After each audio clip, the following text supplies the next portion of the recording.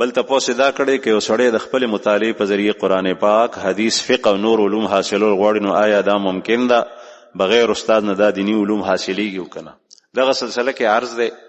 چې یو خو داسې واړه کتابونه راوتي دي چې هغې ته موږ رسایل ویلی شو، چې هغه زموږ په ژبه کې، قومي ژبه کې، اردو کې لیکلی شوي دي یا پښتو کې، آسان د عوامو دپاره هغې نه دا رهنمایي حاصلېدی شي.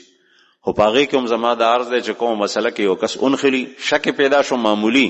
بیا تپوس کول پکار دي د عالم نه. د دې نه علاوه چې کوم معتبر کتابونه دي چې په هغې سره سړی عالم جوړېږي، علم حاصلوي، هغه په خپله مطالعه هرګز نشي ویلی تر څو پورې چې استاذ نه خولي، ځکه چې دا روان په همدغه ترتیب سره ده. رسول الله صلی الله علیه وسلم ته به صحابه کرام مخې ته ناستو،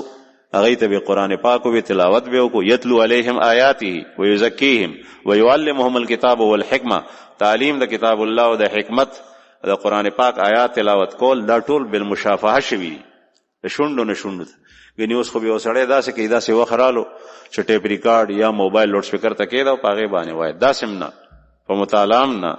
بلکې استاد نه بغیر دا علوم نه زده کېږي. البته تاسو ته ما عرض وکړو چې هغه وړې رسالې،